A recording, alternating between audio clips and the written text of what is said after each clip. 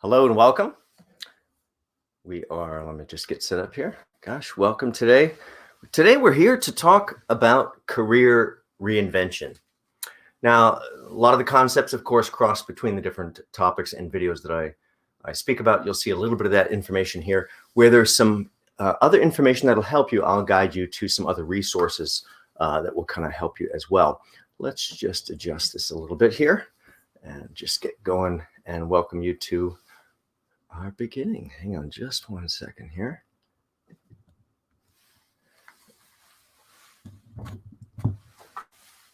Great. So part of taking back control is figuring out what we're going to do with our career story and everything else. Let me just bypass this screen here. Sorry about that.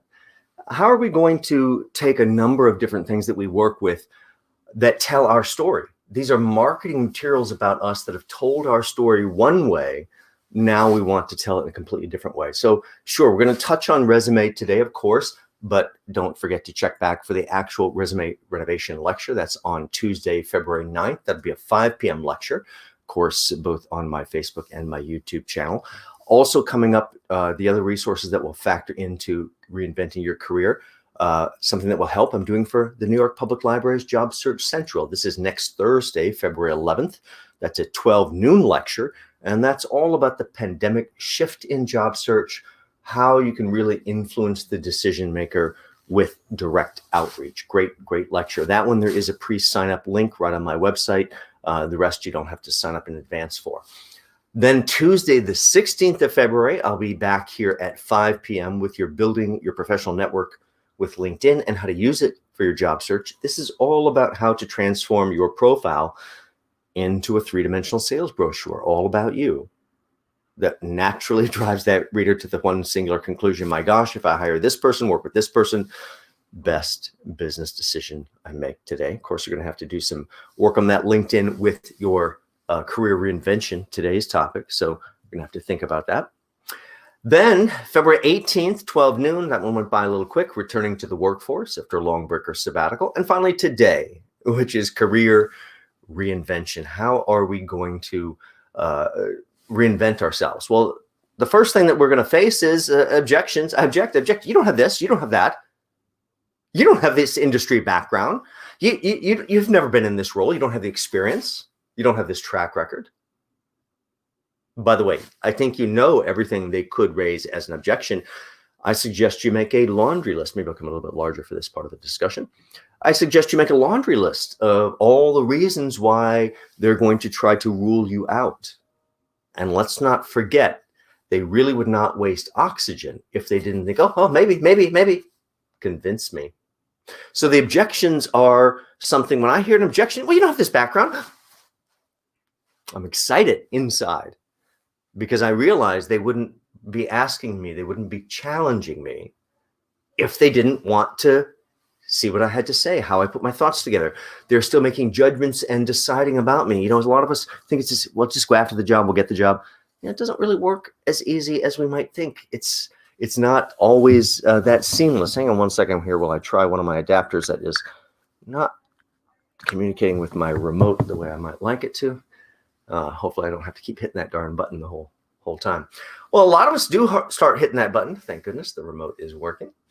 The secret that you may not like in this whole process is, their thought process, or even maybe what you've been told is you can only do whatever it is you've done before. You've been a Coca-Cola quality manager for 20 years. Well, that's all there is for you, or whatever your role might have been. I see that as very humorous. I think we can take our skills, our abilities, and we can adapt them very easily. We can reinvent very easily. I've reinvented my career, my direction several times throughout my life. And every single time, heart was beating fast. Can I do this? Am I ready for it? Great change comes from taking a little bit of measured risk. Otherwise, you end up in one of these places right here that you see on screen, which is not a very happy place. That's kind of a rut that we have to get ourselves out of. Oh, this is you made the wrong choice 20 years ago. Okay. If I could go back and talk to myself 20, 30 years ago, I would make different choices based on today's wisdom. But you know what? Get over it. That's the past. let's focus on who our competitors are for these jobs we desire that may not be in our field, or maybe in the field we really want, but we don't have the experience. The bulk of the workforce is mediocre. I mean, I hate to say this, of only moderate quality, ordinary, average, middling, middle of the road, undistinguished, indifferent, unexceptional, unremarkable, come see, come saw, plain vanilla, amateur, fair to middling, no great shakes, not up to much, and bush league. You know, if the majority of the workforce is mediocre, then what do you think you need to be? A little tiny bit better than mediocre to be ahead of the majority of the workforce. And if you simply put a little bit of heart and soul into whatever it is that you do, you're naturally going to rise to be that top 1, 2, 3%. If you haven't seen me before, John Crant, author, career coach, and speaker, resume and LinkedIn guru as well. 7 or 8 years in outside recruitment. That's a traditional headhunter on a desk, having to go into those competitor companies, find the superstar, lure them out. Very similar to being a glorified dating guru. Very, very similar, actually. Maybe should have gone that millionaire matchmaker route.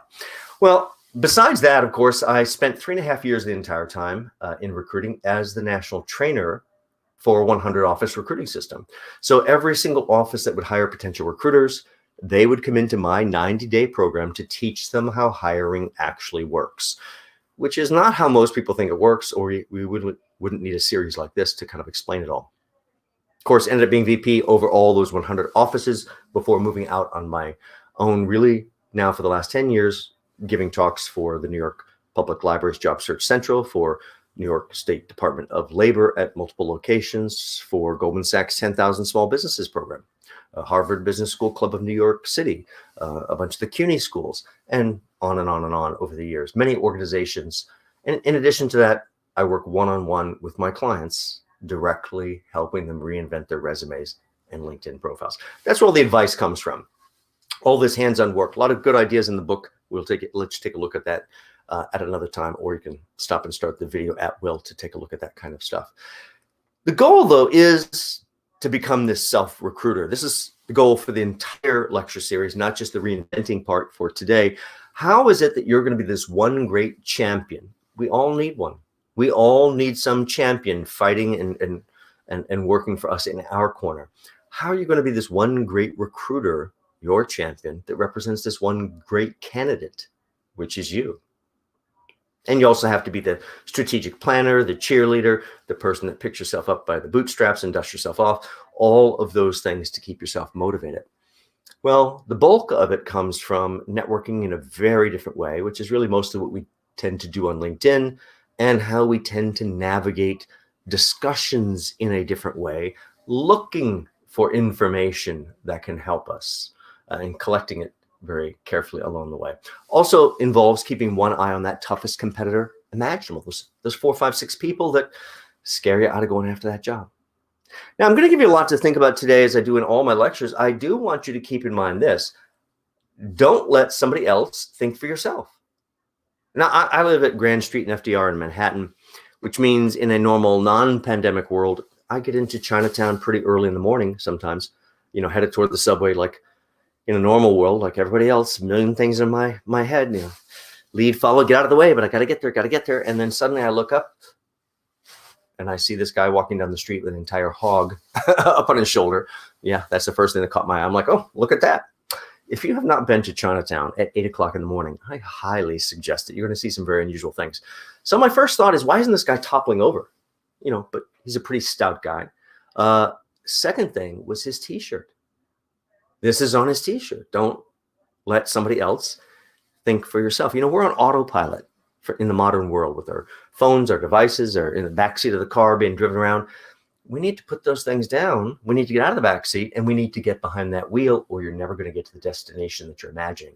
And that means take it all in and then think strategically, align the things that make sense for you, and then put a plan in place that you're going to work through and execute step by step. Now, we're going to have to go through a transformation process in our storytelling and how we present ourselves in part of reinventing our careers. We cannot tell the story the way we have done it. We're a product, and that product really is geared towards some other market we no longer would like to do. Now we have to think about, how do we take those same skills dress the story in a slightly different way that is still truthful, by the way, re-angle it so that the new direction that you would like can see you as a viable product, even though you've never held that direction or title or whatever it might have been before. Small changes change perception. Let's think for a second about how people actually get hired as I take a little sip of my coffee here. Oh, look at that. It's a green cup. And we get a little transfer. Interesting. I guess I should have picked a different color than the green cup. So when we think about interviewing, let's be clear, would not hire anyone that was not capable and qualified. But being capable and qualified is not why you are hired. Would never consider anybody that I didn't believe was capable or qualified. Why you're hired is, why are you interesting? Why are you different? Why do you inspire me that you might be able to bring something different to the table than just these interchangeable people on your left and right? Small little changes in your storytelling is how you take control of the discussion, how you shift how people think of your product. But you're going to have an idea of who you want to reinvent yourself to. So hopefully you have a good, like, I want to go become this. I'm like, fantastic. I had someone come up to me in one of my lectures. This was a resume lecture. And they presented me the resume, which was like a wall of text. I think you can hear all about it in my resume renovation lecture that's up on the sites. And I looked, and it's like heavy duty, very expensive law firm. And you know what? This person had been told, oh, law firm person, more law firm for you. But they don't want more law firm for them. And in fact, as I was about to fall asleep reading their resume because it was so dull, I know why they're saying more law firm for you. Suddenly I said, well, what would you like to do? I had to change the tempo, or I was going to fall asleep in the middle of it. And they said, oh, I'd like to be in events. I'm like, oh, pretty good energy. Have you ever done events? Ouch. I'm me with all of my background holding their resume, and I cannot see that they've been in events. They're currently working in events, which is not even readable. Your job is to inspire them, to change the whole look. Now, we got to figure out what our inspiration is. So we're going to bring something a little bit closer. I want to play a little video here for you. This is only going to last about 2-3 minutes here. And then we're going to jump right in and talk right after. So hang on, let me get this switched up. Hopefully our volume's up nice. And here we go. What makes you? What sort of a situation would you like?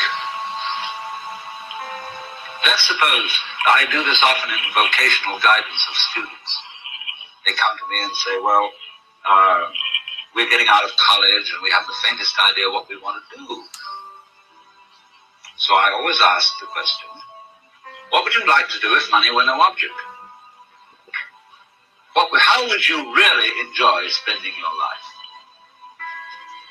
Well, it's so amazing. As a result of our kind of educational system, crowds of students say, well, we'd like to be painters, we'd like to be poets, we'd like to be writers, but as everybody knows, you can't earn any money that way. Or another person says, well, I'd like to live an out-of-doors life and ride horses. I said, you want to teach in a riding school? Let's go through with it. What do you want to do? When we finally got down to something which the individual says he really wants to do, I will say to him, you do that. And forget the money. Because if you say that getting the money is the most important thing, you will spend your life completely wasting your time. You'll be doing things you don't like doing in order to go on living, that is, to go on doing things you don't like doing, which is stupid. Better to have a short life that is full of what you like doing than a long life spent in a miserable way. And after all, if you do really like what you're doing, it doesn't matter what it is, you can eventually you can eventually become a master of it. The only way to become a master of something is to be really with it. And then you'll be able to get a good fee for whatever it is. So don't worry too much. Somebody's interested in everything. Anything you can be interested in, you'll find others who are. But it's absolutely stupid to spend your time doing things you don't like in order to go on spending things you don't like and doing things you don't like, and to teach your children to follow in the same track. See, what we're doing is we're bringing up children, educating them to live the same sort of lives we live, in order that they may justify themselves and find satisfaction in life by bringing up their children, to bring up their children to do the same thing. So it's all wretched, no vomit. It never gets there. And so, therefore, it's so important to consider this question: what do I desire?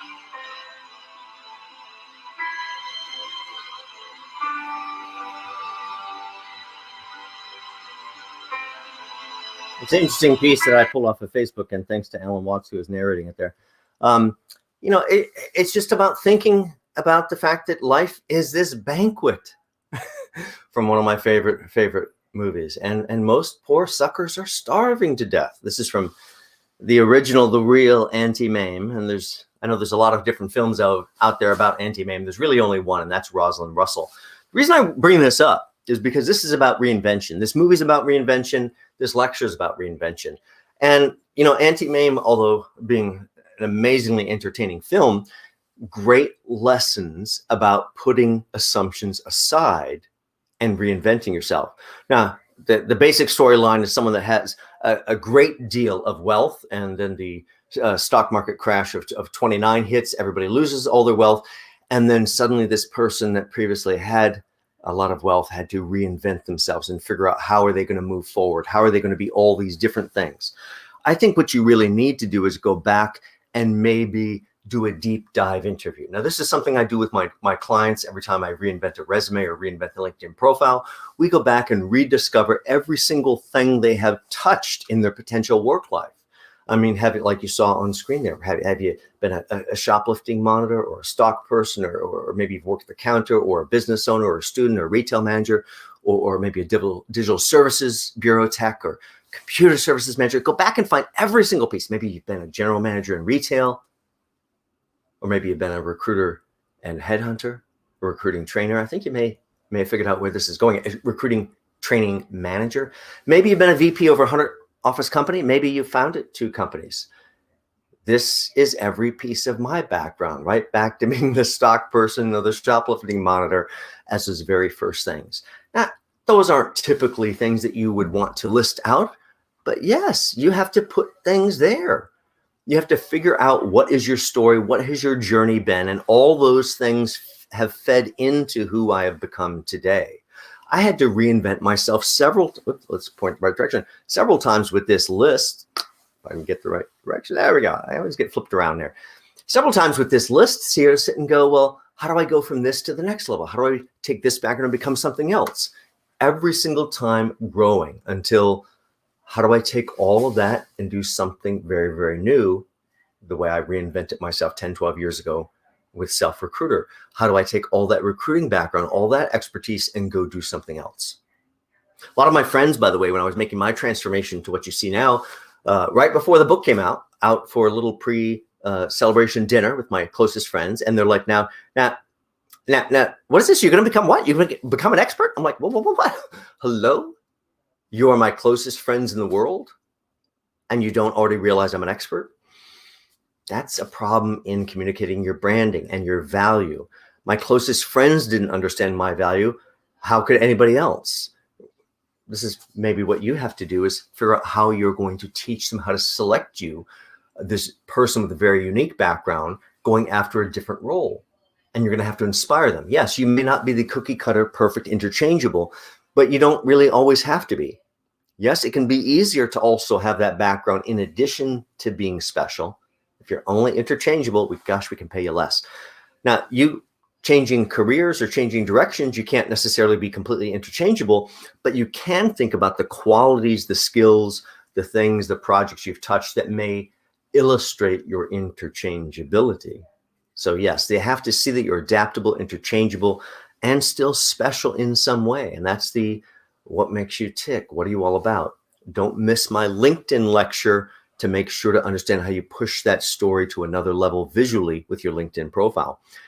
That's also part of how you build a strong chemistry with them, by letting them look behind the scenes just a little bit.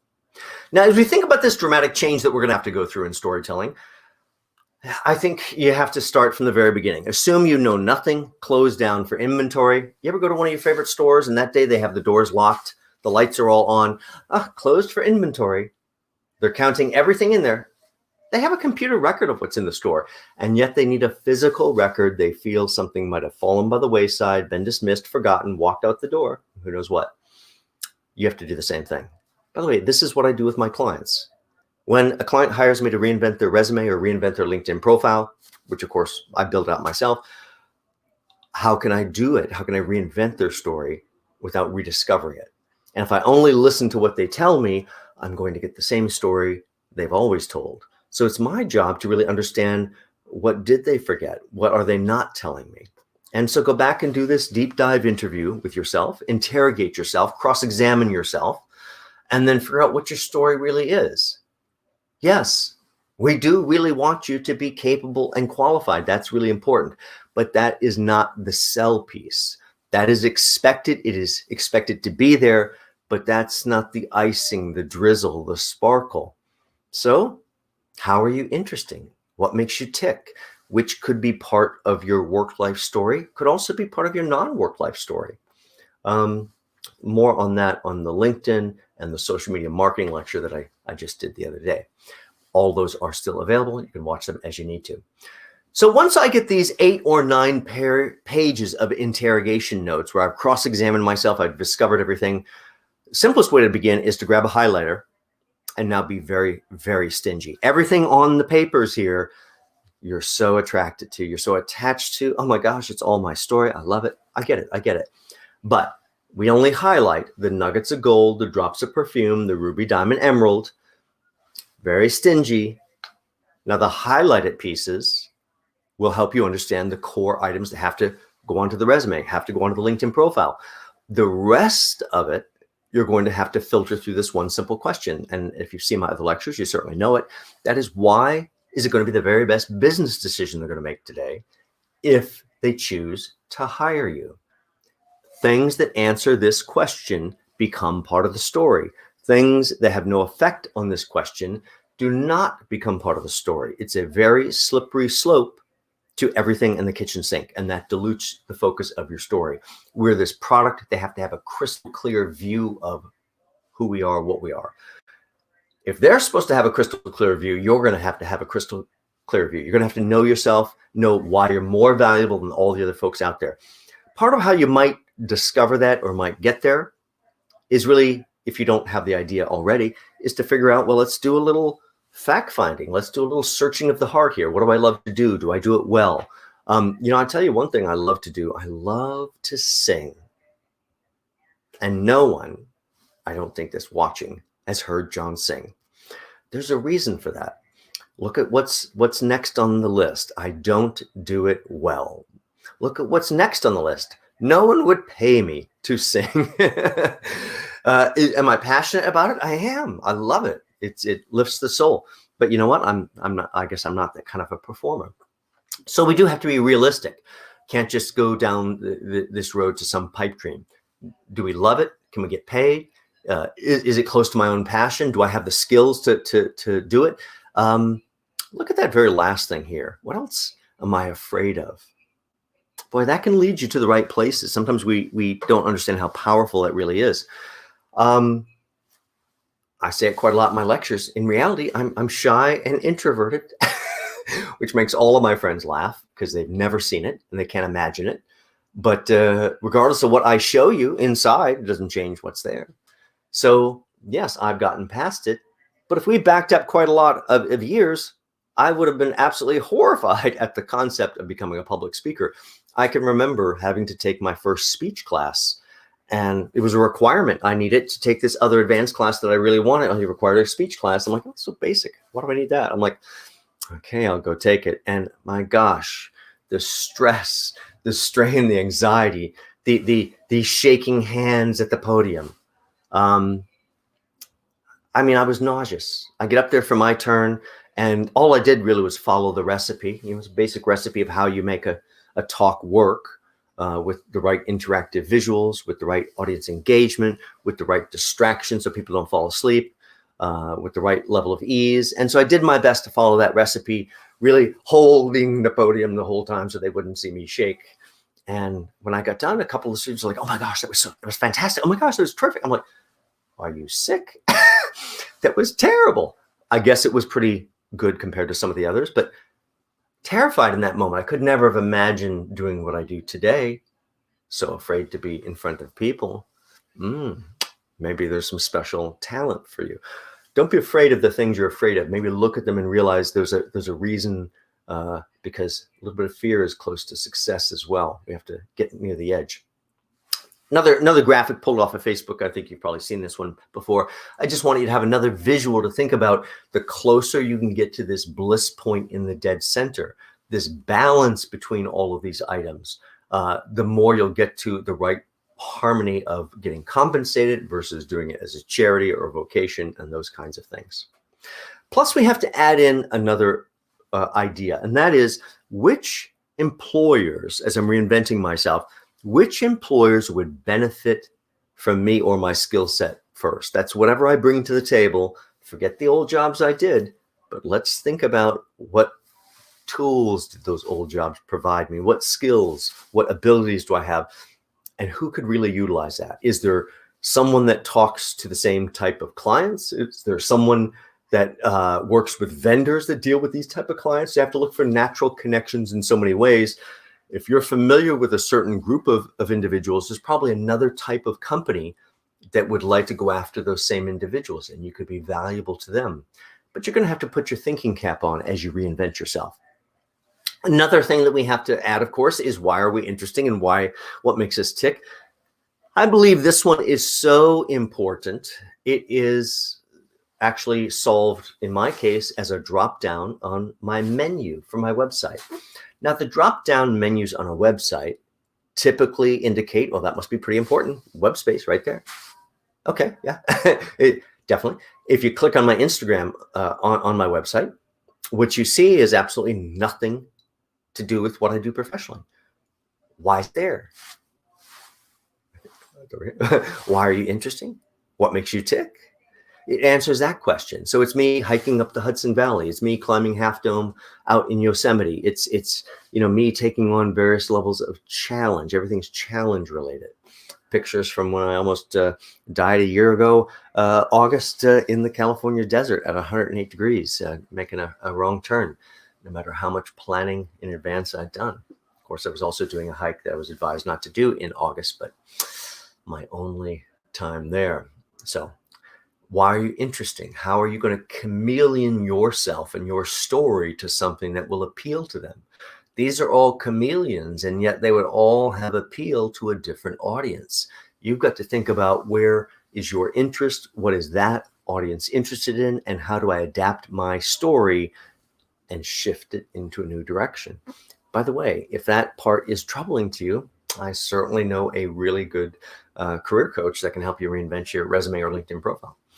Also coach you through those obstacles as you reach out. Now, this whole process is about influencing. You're going to use your personal branding. You're going to use your resume, your LinkedIn profile, your cover letter, every other piece of communications ability about yourself to tell this new story. So make sure you go in and do something transformative. In terms of resume, be sure to watch the resume renovation lecture so you understand how to really get rid of all the sentence structure off your resume. Here's a resume right here with 0 sentences. You don't see a single sentence anywhere on this resume. Let me be clear. When I reinvent a resume for one of my clients, not a single sentence anywhere on the resume. Why would I have a sentence there in a world where people don't read? You have to develop it and change it over to concept communications where they can just absorb it very, very quickly.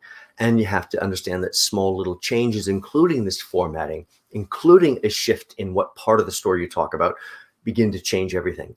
The combination of having the new correct resume with the adjusted story angled for your new direction, combined with the 3-dimensional sales brochure that you'll build out on LinkedIn, that's how you're going to close the gap where they're still going to object to you because that's their job. That's their job. You don't have this. I don't. We're going to talk about that as well.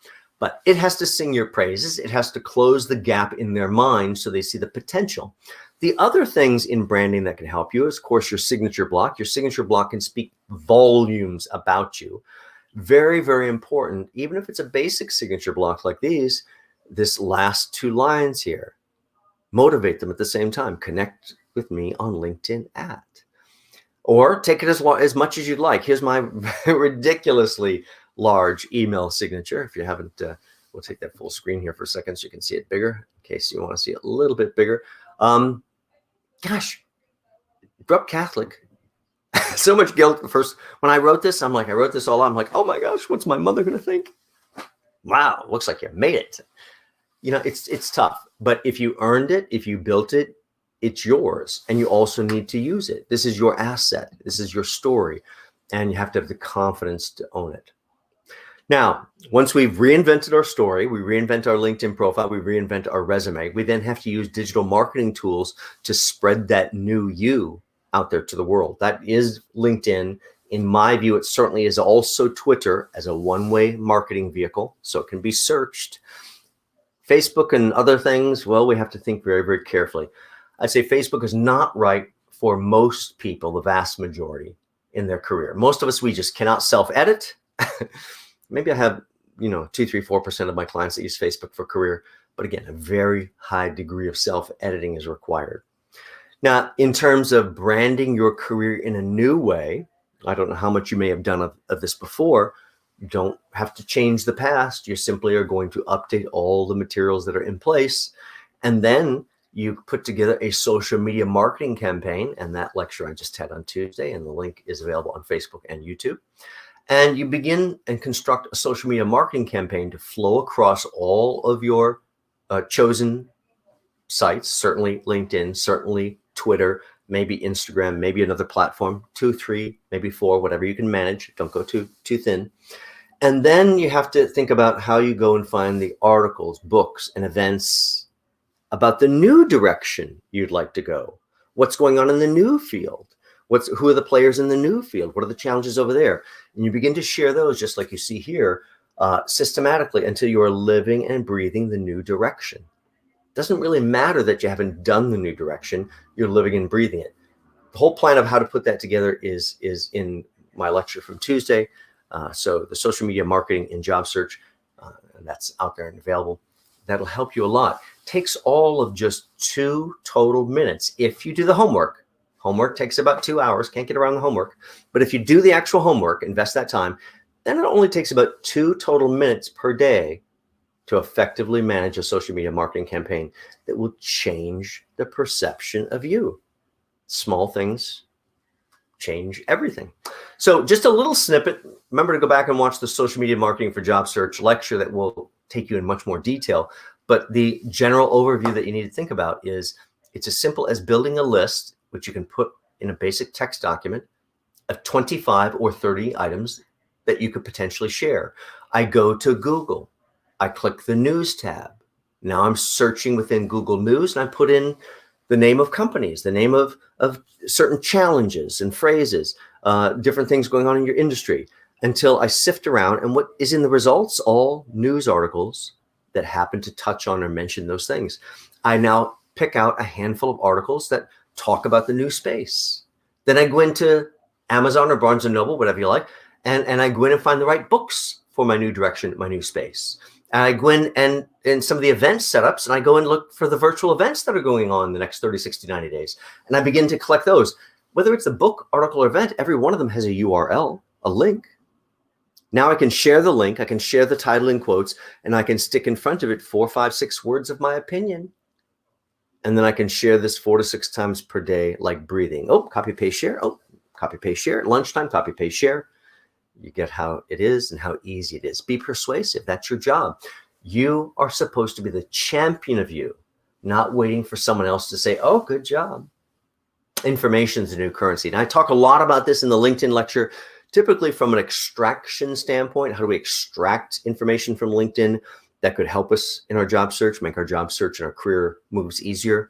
Well, what we're really talking about here is how you seed information into LinkedIn and other platforms that will make your job search easier, make the perception of you shift to a new direction. Now, here's my numbers off of LinkedIn. These are today's numbers, 11,827 direct connections. 3 levels out, that is better than 21 million people. So when I share things, boy, they could potentially land on quite a number of those desktops. That is small figurative nudges. That is advertising. Now, after we put the plan together itself, I have the whole 25 list. Then I just hit the chessboard. I have to think a little strategically. How do I share this? Are there individual people? Do I put it up on a platform? This is all part of how you begin to create engagement, which is really closer to that type of engagement. As you do reinvent yourself, I don't think too many folks from HR are just going to pull you in for the job that you're after because you don't have the cookie cutter background and they're looking for cookie cutter people. In my view, you have to get right to the decision maker. By the way, the Influencing the Decision Maker lecture for the New York Public Library next week is a great lecture. Check my website for that link. That one does require a sign up. But here, let's talk about it a little bit. We have to get to either the boss's boss's boss, or boss's boss, somewhere in the middle. And you very likely have to choose to violate some rules. Subtitle of my book is Changing the Rules. I think you need to change any rule that does not work for you. That doesn't work for me. Step right over that wall. Okay. I don't want to upset anybody, but I cannot be held back. So let's think about how we do find people. At the same time, if we're looking for people, we're probably also looking for other potential companies or organizations that we maybe should have thought of, or maybe we're just unaware of that could be valuable to us. So you go to the top of any LinkedIn page, this unified search box, and I'm going to type, well, in this case, I'm looking for Informatica, big database middleware company. As a recruiter many years ago, I used to do a lot of placements with them. They were a cash cow of mine. I used to love them quite a bit. So I'm looking up Informatica. Now, as you start to type, you're going to get this drop-down suggestion list. Do not type or push on anything on the drop-down menu. That is a trip down the rabbit hole. Simply type what you'd like, hit enter. You're going to get this nice secondary sorting process over here. I must have to move this way. Nice secondary sorting process here. Oh, I don't see companies. Okay, well, let's look around, use our brain power. If I look under more, suddenly, oh, there's companies, because yes, I am looking for Informatica employees, but as long as I'm here, let's see if I've missed some other companies. What do I get? Oh, 34,000 companies. That's a lot of companies. Sure, the ones in view are all Informatica something, something. Yeah, a couple dozen on the list are Informatica. Who are the rest of these 34,000 companies? I can tell you. This used to be my field. When you look down this list, they're almost all system integrators. They either resell or install Informatica software. If I am right to work for Informatica, I'm potentially right to work for quite a number of these companies down the list. This is another great way to pull up companies that may be statistically perfect to hire you. Very, very important. But let's go back to this idea of people. I'm really looking for the decision maker. I'm looking for one at Informatica as an example. I go back and say, no, show me the people. What do we get? Oh, 2.5 million. That's a few too many. Maybe I should also mention I only use the free version of LinkedIn. Everything I'm teaching you, you can do on the free version. You may have to be very conservative on how many searches you do, because they're going to slap your hand here and there. But yeah, all in the free version. So 2.5 million is not going to get me anywhere. Got to put my thinking cap on, even on the free version. Maybe it's a VP. A VP. I think it's a VP. Look at that. VP. Oh, I didn't even get there yet. I'm ahead of myself. Let me narrow down first by location and current employees. I don't need someone that worked at Informatica 3 years ago. If I just narrow it down to the current and ones in US, what do I get then? Oh, it was large enough to see 1,675 results or whatever that might say. Okay, well, that's still too many. Now we go to the VP. Jumped ahead there. Look at this. Still in the free version, just simple VP. Didn't even run out vice president or anything special. Really in the US, really currently working for Informatica. What do I get? 75 VPs. Well, we got a lot of chiefs. Let me think. Maybe it's a director. The whole point here in finding the decision maker is this brainstorming. So let's try director. Director really in the US, really currently working for Informatica. 228 directors. So I'm going the wrong direction. No, I have it. I have it because it's brainstorming. It's problem solving. It's a sales director. And I'm not just looking for New York. I'm looking right down to New York City, even on the free version. What do I get? Oh, 3. Look at that. By the way, I'm always looking for 3 to 5 individuals at that company, so I can reach out to 3 to 5 individuals at that company simultaneously. Dear Jack, dear Jim, dear Jill, I just had to reach out and introduce myself to you. I'm so excited by what I see going on at XYZ company. By the way, I saw that Wall Street Journal article because I went and looked for it. Homework doesn't happen without doing it. Saw that Wall Street Journal article on your new such and such launch. Those things are always so good to get. Then you have to just dangle a carrot to get a meeting. Back when I was with ABC Company, I handled a very similar launch. I'd love to come in and share with you how we tackled all those issues I bet your team's experiencing. Then you have to be brave enough to go for the jugular. I have an opening on my calendar, Tuesday at 10 a.m. Might that work for a brief meeting? And then you have to close it out with something that has confidence. This is not I hope so. Looking forward to a great discussion. I guess this guy thinks he's going to meet with me. Yes. Why would you not meet with me? Unless you are certainly not qualified for your position or you're some crazy person. So I want you to think about that. Or it might be a sales VP. I can find a couple more if I just expand the title, search around, do a little more brainstorming. Now I have 5. I have 3 plus 2. I have 5. Along this way, of course, I do like to connect with them, but I get frustrated sometimes with this darn InMail. InMail. I hope you know what InMail is. The literal definition of spam. It's paid email. Please do not send InMail. You may think it's convenient or whatever because they've convinced you, but really it is. I have well over 1,000 unopened messages in my LinkedIn inbox, just all nonsense spam. So please don't send it. Why don't you just send it to their actual email address, which is not brain surgery to get. I can get anybody's email address very, very quickly. By the way, I still want to connect with Nick here, but it was frustrating me with that send InMail. If I just load his profile, hit those ... you see they've hidden the connect button just like over behind the bushes. We'll just put it back here. He'll never find it back here. Their business model is letting you connect with other people. All they can do is make it difficult for a second to hide something. I can connect with anybody I'd like. With one message I write one time ever, copy and paste forevermore. Says you don't know me. I'm professionally appropriate. Here's a little gentle stroke to your ego. I like to connect with other professionals in our niche or niche, depending on how we like to say that. And of course, love to add you to my professional network on LinkedIn. That's the hard part, is getting all of this ready. And then the real hard part is taking that very first step. When I became a recruiter, and I quit a pretty good job to go into recruiting, because first off, I was running a retail operation, $4 million retail operation with 43 employees, around the clock nightmare. And I see my friend, about 10 years younger than I was, really just getting his first real job. He's had 2 or 3 small jobs, but first real job, gets into recruiting. About halfway through the year, I'm like, I don't know what is going on over there, but you're a pretty sharp guy. You know what? You need to go get yourself a real job. And then by the end of the year, he was making more money than I was, which really ticked me off with 43 employees. And I turned around and quit my job. I'm like, he's a sharp guy, but he's not the sharpest tool in the shed. If he can do it, I can certainly do it. I can reinvent myself. And out the door. A little bit of measured risk. Think about the measured risk. Think about why companies might want to hire you, even if you don't have that background.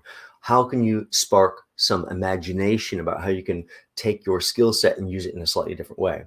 The rest of warming up your audience to the new you is while you're looking for these 3 to 5 people that you're going to directly introduce yourself to, pitch directly for a meeting. Notice I didn't ask them for a meeting. I said, I'd love to meet with you. There we go. I just said it. And I suggest a date and a time, and I close it with a line that seems to suggest this is not fantasy. Looking forward to a great discussion. Some people go, it's so direct. You know what? We don't hire people that aren't direct.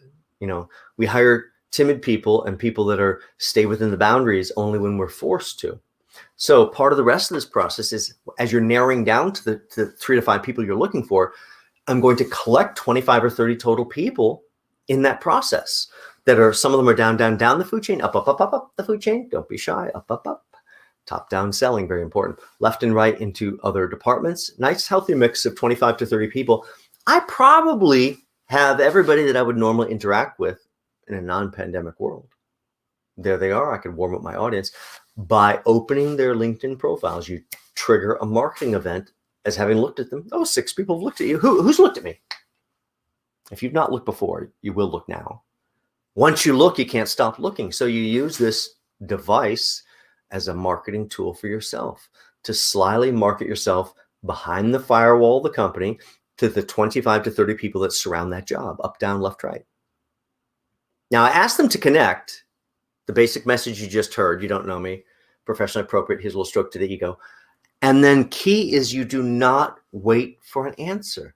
This is a sales process. The answer is irrelevant. I simply go through the steps, ask them to connect, and move directly on to the next, which is I pick out those 3, 4, 5 people that are at the top of the food chain I picked out. And now I reach out to each one as if they're the only person in the world. Till you're the only person in the world. You're the only, because you never know who's going to respond. And in case you're probably already asking this question in your head, absolutely. I offer every single one of them Tuesday at 10 a.m. and I better be available. But the worst problem you'll ever have is if multiple people confirm for the same time. That's the best problem you're ever going to have in your life. It's very, very easy to reschedule any meeting. Very, very difficult to get any meeting scheduled in the first place.